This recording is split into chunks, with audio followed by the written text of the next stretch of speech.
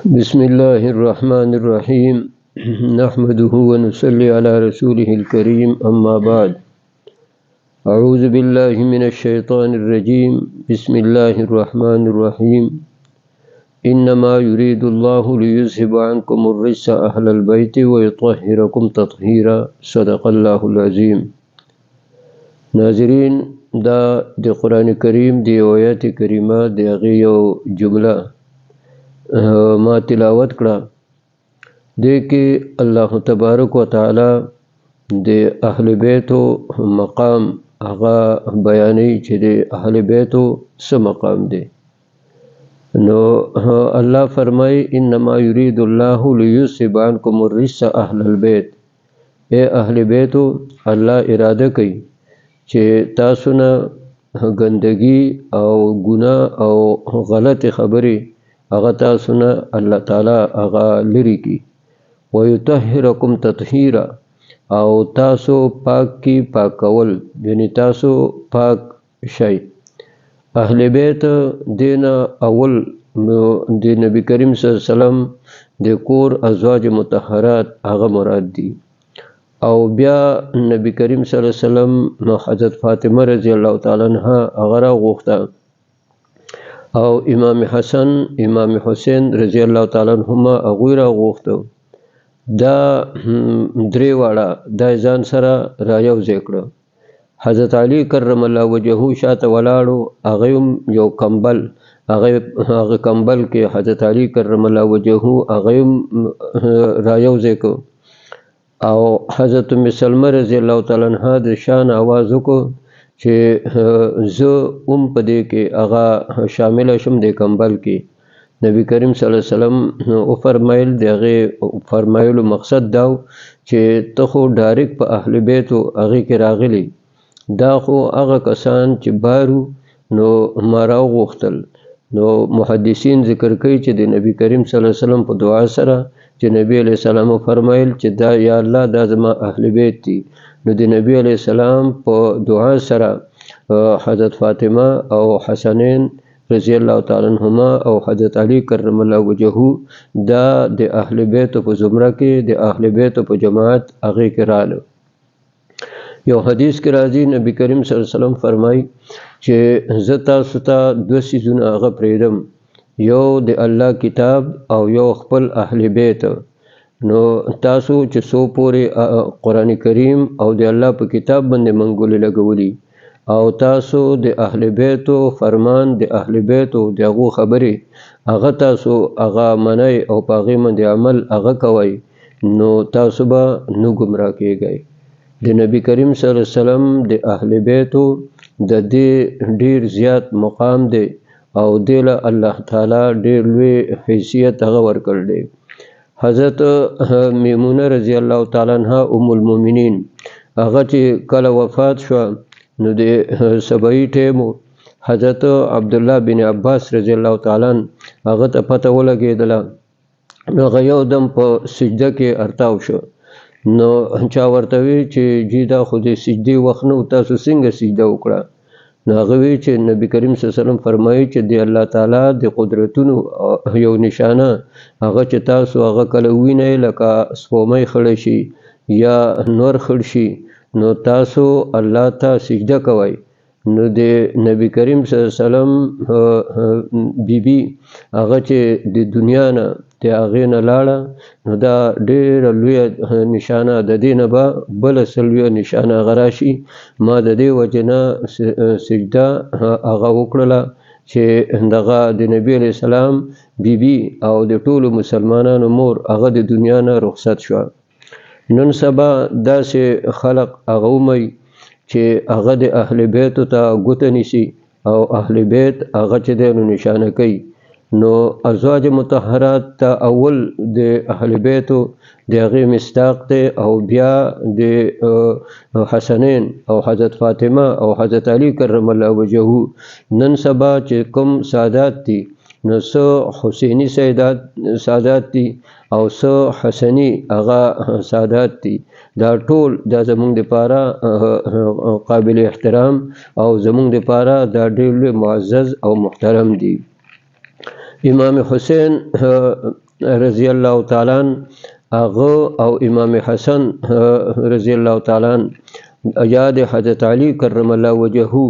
د دو د کوم اختلافات هغه چې راغلیو نو دا څه په کرسۍ باندې یا دا په امامت باندې یا دا په یو مشرۍ باندې نو دا د دغه یو شرعي استحقاق په هغې باندې دا اختلافات هغه راغلیو. شک نشته چې حضرت علی کرم الله وجهه د دغه د امامت او د مشرۍ د هغې زیات هغه مستحق او د حضرت امیر معاویه رضی الله تعالی عنہ د هغه هم اختلاف په دې باندې نه و چې هغه د حضرت علی کرم الله وجهه د هغه په استحقاق باندې د امامت ګڼې څه اعتراض و. د هغه خبره هغه صرف دې کې وه چې حضرت عثمان رضی الله تعالی عنہ ډېر بې دردۍ سره هغه شهید کړلی شو نو موږ اول د هغه د وینې د هغې فیصله او هغه د قصاص د هغې فیصله هغه کوو، وروسته به د امارت او د امامت خبره هغه به وروستو کوو. حضرت علی کرم الله وجهه موقف داو چې اول د امامت او د امارت خبره هغه وشي نو حدود هغه بیا امام هغه چې دی نو نافذ کوي. نو په دغه ځای کې دا اختلاف هغه جوړ شو نو دا څه په دې باندې اختلاف د حضرت امیر معاویه رضی الله تعالی عنہ هغه نه و چې ګڼې حضرت علی کرم الله وجهه هغه د امامت او د امارت حق نه لري. دې باندې هغه ته واضحه وه، هغه ته دا خبره هغه چې دی نو هغه ثابته وه. خبره هغه صرف په دې کې چې د حضرت عثمان رضی الله تعالی عنہ د وینې فیصله هغه مخکې وکړلی شي نو د حضرت امیر معاویه رضی الله تعالی عنہ موقف داو او حضرت علی کرم الله وجهه د هغه موقف هغه چې دی نو داو چې د امارت او د امامت د هغې نه وروستو د دې خبره هغه به کېږي. به هر حال الله تعالی ته منظوره وه دواړه دغه فرقې هغو خپل خپل موقف هغې باندې ولاړو. کله چې حضرت علی کرم الله وجهه هغه شهید شو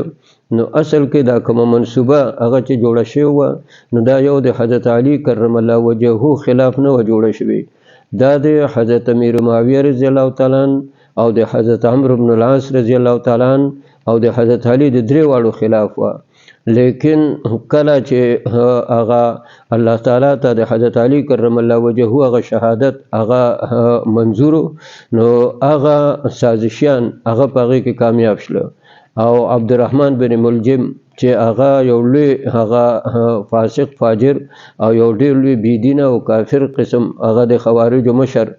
هغه د دې سرغونه نو حضرت علی کرم الله وجهه هغه شهادت وموند او حضرت امیر معاویه رضی الله تعالی عنہ او حضرت عمرو بن العاص رضی الله تعالی عنہ دا پاتې شله نو دو هغه دغه شله بچ شله. کله چې حضرت علی کرم الله وجهه د هغه شهادت هغه وشو او د امام حسن رضی الله تعالی عنہ د هغه په لاس باندې هغه خلق بیعت هغه وکړه نو ډېر لږ غوندې وخت کې حضرت امام حسن رضی الله تعالی عنہ هغه دومره په زور باندې چې حضرت علی کرم الله وجهه د نسبت سره ډیر زیات چې دی نو قافلې او ډیر زیات چې دی نو دستې د فوجیانو او د خلقو هغه د حضرت امیر معاویه رضی الله تعالی عنہ خلاف هغه ولېږلي. حضرت عمرو بن العاص رضی الله تعالی عنہ رپورټ ورکړ حضرت امیر معاویه رضی الله تعالی عنہ ته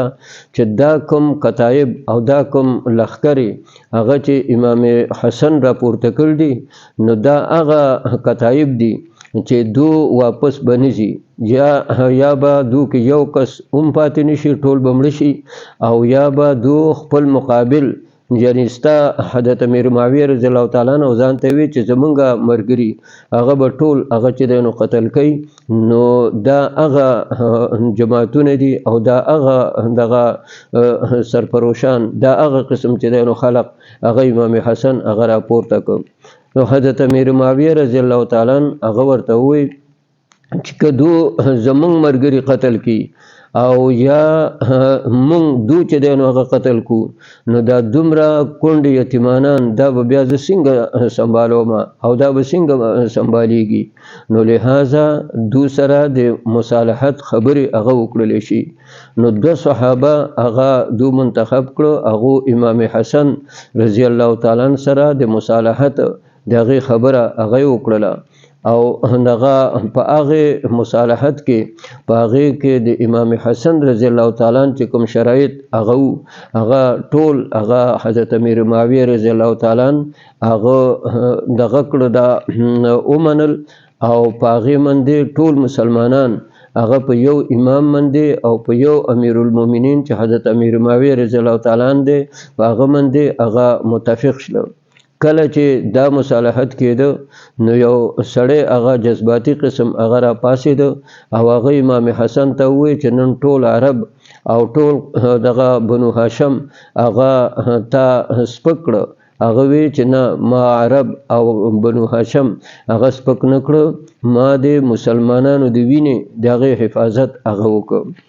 بیا چې کله حضرت امیر معاویه رضی الله تعالی عنہ هغه وفات کېده نو د هغې نه مخکې مونږ په هغه دپاره دغه کتابونو کې هغه توجیه راځي چې د هغه دپاره مخکې هغه حالات ټول هغه د هغه په ذهن کې وو. نو هغه د یزید دپاره بیعت هغه چې واغسته. کله چې حضرت امیر معاویه رضی الله تعالی عنہ هغه وفات شو نو بیا یزید هغه د مدینې والو هغو ته اطلاع هغه چې دی نه ولېږله چې د مدینې والو نه د هغه ځای کې چې کوم ګورنل نو هغه ته وویلی شلو چې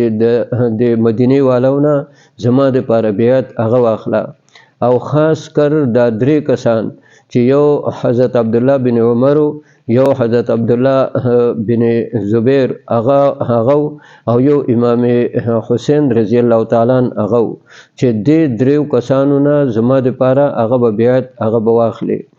نو حضرت عبدالله بن عمر رضی الله تعالی عنہ هغه د هغو په قبضه کې راغی او حضرت عبدالله بن زبیر او امام حسین رضی الله تعالی عنہ هغه د مدینې نه شپه په شپه باندې هغه ووتل. نو هغه د ګورنل د یزید د ګورنل د هغه د مخې نه هغه ووتل او مکې ته راله. امام حسین رضی الله تعالی عنہ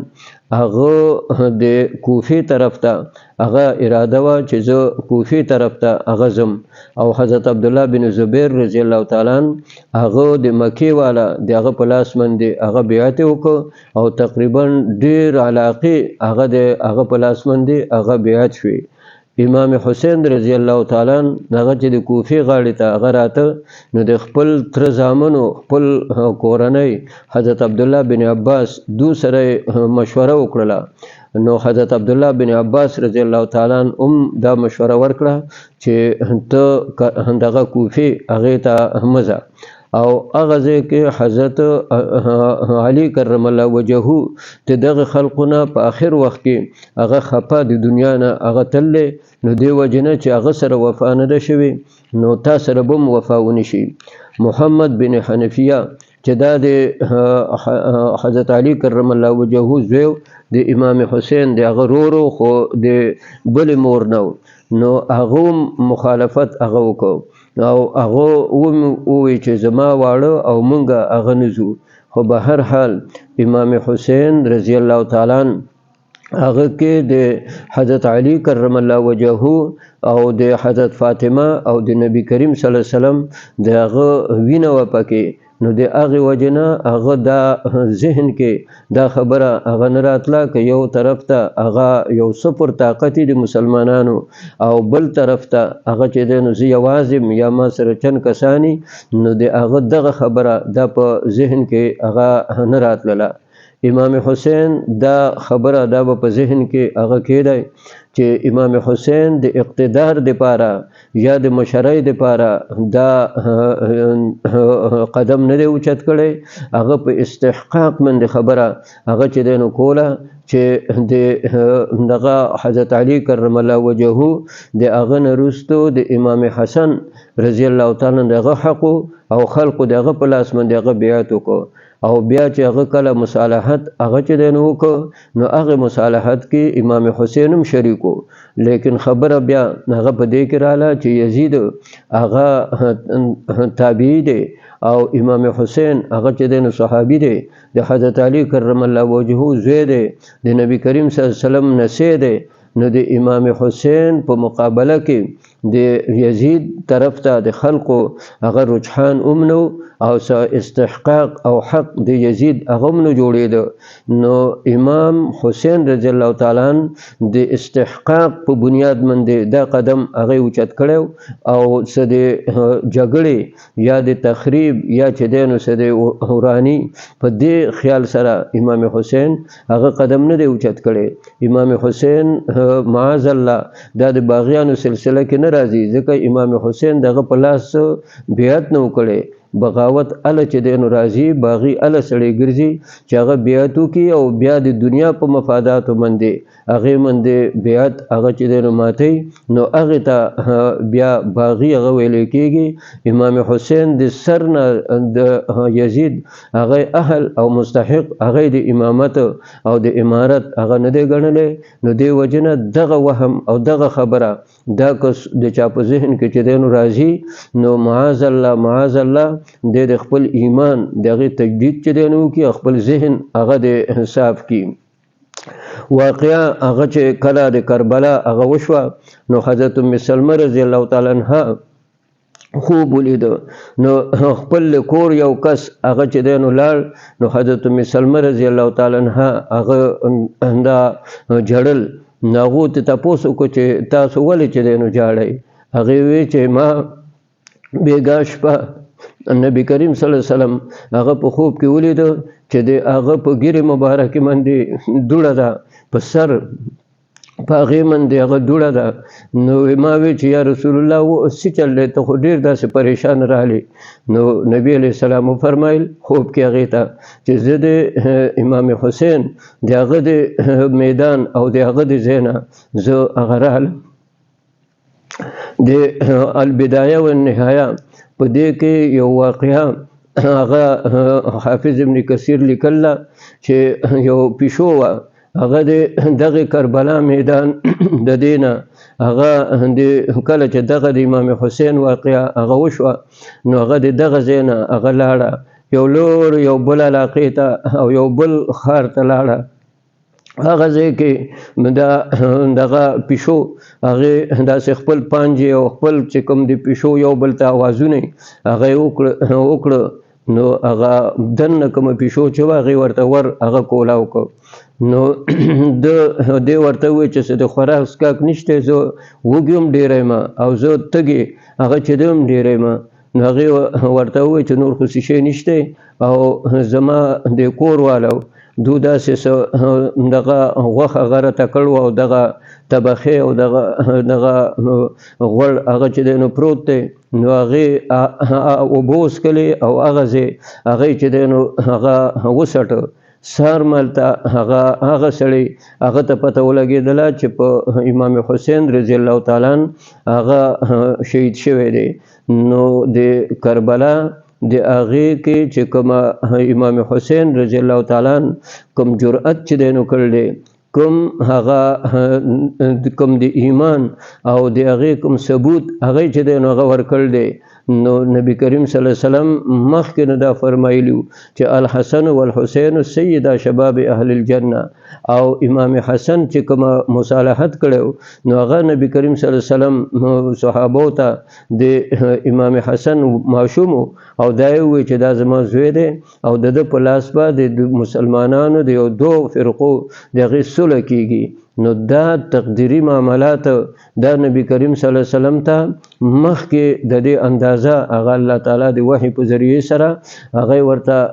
لګول وه، د خوبونو په ذریعې سره هم نبی علیه السلام ته اندازه وه، د وحی په ذریعې سره هغه نبی علیه السلام هغې ته اندازه وه. نو د دې وجه نه د امام حسین رضی الله تعالی عنه د هغه جرأت او د هغه شجاعت هغې ته د ټول مسلمانان هغه حیران دي چې دغه شان چې نه ورسره وسلې او نه په هغه سره هغه فوجي او نه هغه سره هغه لښکري او هغه دغه شان یو قوت چې دغه وخت سره هغه د مسلمانانو واحد چې دی نو قوت او میدان هغې ته راوځي، نو دا د امام حسین د هغه کارنامه وه. امام حسین خلقو ته واضح چې دی نو هغه ویلي چې کله دغه محاصره وشوه نو خلقو ته یې وی چې زما نه جدا شئ، تاسو خپل خپل کورونو ته واپس هغه ځئ. او بیا د شپې چې کله کېناسته نو بیا ډیوه مړه کړه او وی چې که څوک هغه چې دی نو ځئ نو بلکل هغه تلی شئ. نو دې کې صرف یو کس دوه هغه چې دی نو پاتې شو او نور ټول خلق هغه ته لاړه. امام حسین هغه سره د خپل د کور د بچو او د سره د خپل د کور د جات کو د هغې نه هغې میدان د هغې نه دی تلی. دا دیتا د اسمان ملائکم حیران دي چې امام حسین کې څو لوی هغه چې دی نو جرأت او دیتا ټولې دنیا د هغې چې دی نو تاریخ هغه هم دیتا حیران دی چې دومره لوی هغه جرأت او دیتا شکست هغه نه ویلې کېږي. شکست دیتا ویلې کېږي چې سړی خپل موقف چې دی نو پرېږدي. امام حسین هغه چې دی خپل موقف تر اخره پورې نو پرېښی. الله دې موږ له هم داسې ثابت قدمي او داسې دغه ایمان او جرأت هغه راکړي چې د باطل مقابله کې لکه څنګه چې امام حسین هغه په میدان هغې کې ولاړو نو دقه شان چې موږ هم د هغه په نقش قدم باندې الله تعالی موږ له داسې جرأت هغه راکړي او خاص کر سادات قبیله او خاص کر اهل علم او علماء حق اقول الله تعالی داسې جرأت ورکړي چې د باطل مقابله کې کاغه په هر دغه رنګ کې کاغه د اعتزال په رنګ کې کاغه د دغه په یو بل د خارجیانو د هغې چې د نه په رنګ کې که هغه د روافظو د هغې په رنګ کې چې د اهل بیتو یا د صحابه کرامو د ازواج مطهراتو د هغې دشمنانی، نو الله دې د دغه شان فتنو مقابله د هغې جرأت موږ ټولو له نصیب کړي. واخر دعوانا الحمدلله رب العالمین.